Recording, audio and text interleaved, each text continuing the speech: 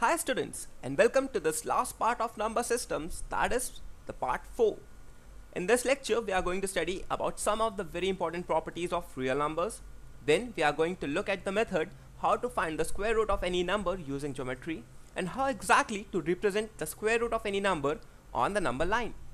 Then further we are going to study some of the basic identities involving the square roots, and last but not the least we are going to study some of the very important properties of positive and negative exponents of real numbers.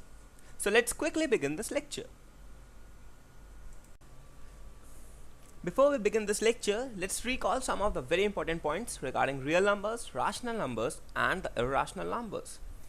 So real numbers are the numbers that consist of rational numbers plus irrational numbers. So all the irrational numbers together with the rational numbers constitute the set of real numbers. Now let's see about the rational numbers. The sum, difference, product and division of two rational numbers is always a rational number. So if we have got two rational numbers and if we add them or we subtract them, if we multiply them or if we divide them, the final result would always be a rational number. The second is, rational numbers satisfy the closure property under addition, subtraction, multiplication and division. So rational numbers always satisfy the closure property under the operation of addition, subtraction, multiplication or division. Let's see some of the points about irrational numbers. The sum, difference, multiplication and division of irrational numbers are not always irrational. So we cannot tell it for sure whether if we add two irrational numbers or subtract them or multiply them or divide them, the final result would be an irrational number or a rational number. It actually depends on the value of the two irrational numbers. Irrational numbers do not satisfy the closure property under addition, subtraction, multiplication and division. So irrational numbers do not satisfy this closure property under the operation of addition, subtraction, multiplication and division. Now let's see some of the properties of real numbers.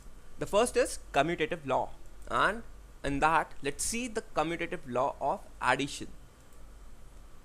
This is nothing but a plus b equal to b plus a. So if we have got two real numbers a and b, then a plus b would be equal to b plus a. So it doesn't matter if we change the sequence. That is, if b takes the place of a and a takes the place of b, the result remains the same. So this is known as commutative law of addition. For example, if we consider the case of 5 plus 1 by 2, your 5 is a real number and 1 by 2 is also a real number. So 5 plus 1 by 2 would be equal to 1 by 2 plus 5, and that's always true, because if we add these two numbers we get the answer as 11 by 2, and if we add these two numbers we get the answer as 11 by 2. Therefore commutative law of addition holds for real numbers. The next is commutative law of multiplication. So if we have got two real numbers a and b, then a into b would be equal to b into a. Again, if we change the order, that is b takes the place of a and a takes the place of b, then the product remains the same.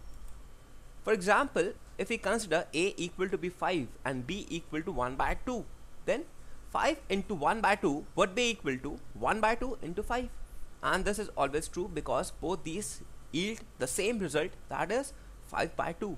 Therefore the commutative law of multiplication holds for real numbers. Now let's see about the associative law. So in that again we have the addition law, and it says that a plus b plus c is equal to a plus bracket of b plus c. So if we add these two terms a plus b and then add a third term, this is equal to first term plus the addition of last two terms. So actually what we have done here is we have taken the operation of addition for these two numbers a and b first, and then we have added the result to the third number c. This is actually equal to, if we add the second and the third term first and then add this result to the first number, actually here the sequence is changed, that is first and second terms are being added first and then being added to the third term. But here the second and third term are being added first and the result is added to the first term. So let's try to understand it through an example. If we take the value of a to be 2, value of b to be 4 and the value of c to be 5, then 2 plus 4 plus 5 would be equal to 2 plus 4 plus 5. and actually if you look at this LHS term, then the result is 11, and even the RHS yields the same result, that is equal to 11. Therefore, the associative law of addition holds for real numbers. Similarly, let's look at the multiplication law. It says that A cross bracket B cross C is equal to bracket of A cross B cross C. Again, this is the same as associative law of addition, just that instead of a plus sign, there's a multiplication sign. So again, let's look at an example. 2 cross 3 cross 2 by 3 would be equal to 2 cross 3 cross 2 by 3. Now, if we look at the LHS, this 3 and this 3 gets cancelled, and what we get finally is 2 cross 2, which is equal to 4. And here, if we see the result, we get 2 cross 3, which is 6, into 2 by 3 would be equal to 4. Thus, LHS is equal to RHS, and all are equal to 4. Therefore, the associative law of multiplication holds for real numbers. The next is the distributive law. This law says that if we have got 3 numbers A, B, C, then A cross of B plus C would be equal to A cross B plus A cross C. So what we observe here is this term is taken with this term along with this sign, plus this term is taken with this term along with this operator. Therefore, A cross of B plus C would be equal to A cross B plus is here plus A cross C. So what actually has been done is we have split this operation into 2 parts, A cross B plus A cross C. So again, let's look at an example. If we consider 3 numbers, A equal to be 3, B equal to 1 by 3, and C equal to 1 by 6, then A cross of B plus C would be 3 cross 1 by 3 plus 1 by 6. Similarly, this side would be equal to 3 cross 1 by 3, as B is equal to 1 by 3, plus 3 cross 1 by 6. Now here, if we see 1 by 3 plus 1 by 6 is equal to 1 by 2. So what we get here is 3 into 1 by 2. And from here, 3 and 3 gets cancelled, we get 1. And here, what we get is 1 by 2. So LHS is equal to 3 by 2, and RHS is also equal to 3 by 2. And so we can say that the distributive law holds for all the real numbers. Now, the square root of any positive real number exists, and that can also be represented on the number line. So if we take out the square root of any positive real number, then this square root is also represented on the number line. That is, this square root is also a real number, and that's quite obvious. The sum or difference of a rational number and an irrational number is an irrational number. This result we have already seen in the second lecture, where the sum or difference of a rational number with an irrational number is always an irrational number. Similarly, the product or division of a rational number with an irrational number is an irrational number. So the important thing is, the square root of any positive real number is also a real number and can be represented on the number line. The sum or difference and also the product or division of a rational number with an irrational number is always an irrational number. Now let's see some of the basic identities involving the square roots. So the first is under root of A into B is equal to under root of A into under root of B. So simply what we can do is, if we have under root sign inside A into B, AB is the product of 2 numbers A and B, then this could be written as the product of 2 numbers under root of A into under root of B. So we can split this term AB into 2 parts, A and B, and we can write this as under root of A into under root of B. Under root of A by B could be written as equal to under root of A divided by under root of B.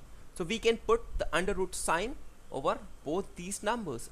The third is, if we multiply the 2 numbers under root A plus under root B into under root of A minus under root of B, then this product is equal to A minus B. Here what we can do is, we can use the formula, that is A square minus B square is equal to A minus B into A plus B, and when we apply this formula we get the result as A minus B. The fourth is under root of A plus under root of B whole square is equal to A plus B plus 2 times under root of AB. Now why is this so? If we expand this term, we get under root of A whole square plus under root of B whole square plus 2 times under root of A into under root of B. So from that we get the result as A plus B plus 2 times under root of AB. The next is under root of a plus under root of b into under root of c plus under root of d is equal to under root of ac plus under root of ad plus under root of bc plus under root of bd. This we get simply when we multiply these two terms.